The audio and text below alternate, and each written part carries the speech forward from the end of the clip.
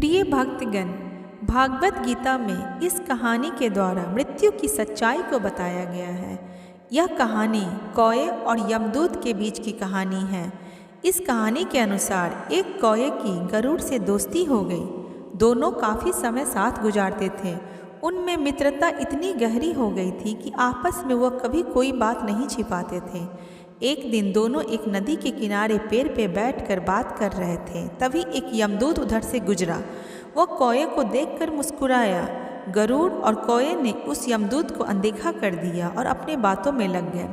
लेकिन अगले ही दिन फिर वही हुआ। दोनों बातें कर रहे थे, तभी वह यमदूत फिर उधर से गुजरा। वह फिर से कौए को देखकर मुस्कुराया। इस बार कौए को कुछ शंका हुई। उसने गरुड़ से कहा कि ये यमदूत मुझे देखकर कल भी मुस्कुराया था और आज भी वैसे ही मुस्कुराया। कुछ गड़बड़ है। हो सकता है कि मेरी मृत्यु आने वाली है। गरुड़ ने उसे समझाया कि ऐसा कुछ नहीं है, यह एक संजोग है, तुम चिंता मत करो। 2-3 दिन ऐसे ही निकले। रोज यमदूत कौए को देखकर मुस्कुराता। अब तो कौए को यकीन हो गया कि निश्चित ही मेरी मौत नज़दीक है। उसने गरुड़ से कहा, मित्र, मैं मरना नहीं चाहता, लेकिन ये यमदूत जरूर 1-2 दिन में मेरे प्राण निकाल कर ले जाएगा। यह रोज ही मुझे देखकर मुस्कुराता है। गरुड़ को भी लगा कि हो सकता है कौए का शक सही हो। तब उसने कौए को धैर्य बंधाया और गरुड़ ने कौए से कहा कि तुम चिंता मत करो मित्र, मैं तुम्हें यहाँ से इतनी दूर ले जाऊँगा जहाँ यमदूत तुम्हें दिखाई भी नहीं देगा। गरुड़ ने कौए को अपने पीठ पर बैठाया और उस जंगल से हजारों किलोमीटर दूर कैलाश पर्वत पर ले गया। दोनों को अब यह डर नहीं सता रहा था कि उन्हें अब वहाँ कौन परेशान करेगा, लेकिन ऐसा नहीं था। वह जैसे ही कैलाश पर्वत पर पहुंचकर एक गुफा तक पहुंचा, वहाँ वह यमदूत पहले से ही मौजूद था।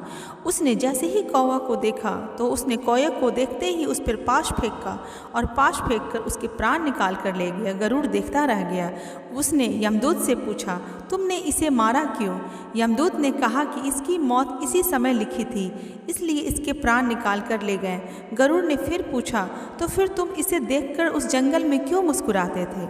इसे मारना ही था तो वहीं मार देते। यमदूत ने जवाब दिया, इसकी मौत कैलाश पर्वत पर ही लिखी थी, लेकिन 4-5 दिन पहले से इसे उस जंगल में देखकर मुझे ये आश्चर्य हो रहा था कि इतने कम समय में वहाँ ये कैसे पहुँचेगा, क्योंकि इसके पंख भी छोटे हैं और ये लंबी उड़ान भी नहीं भर सकता, तो हजारों योजन दूर कैलाश तक ये पहुँचेगा कैसे?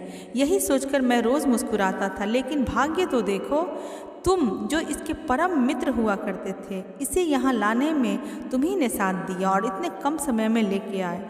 तो इस तरह से गरुड़ इस बात को सुनकर सुनता रह गया और सोचता यह रह गया कि यह मैंने क्या कर दिया। इस कहानी से हमें यही सीख मिलती है कि जीवन मृत्यु भाग की ही बात है। इसे कहीं भी छिपा लीजिए, कहीं भी बचा लीजिए, जिस समय जहाँ मृत्यु होनी है वह होकर रहेगी। भागवत गीता की यह जीवन मृत्यु की कहानी मनुष्य को एक नई सीख देती है कि जीवन मृत्यु जिस समय जहाँ होनी है वह उस समय होकर रहेगी।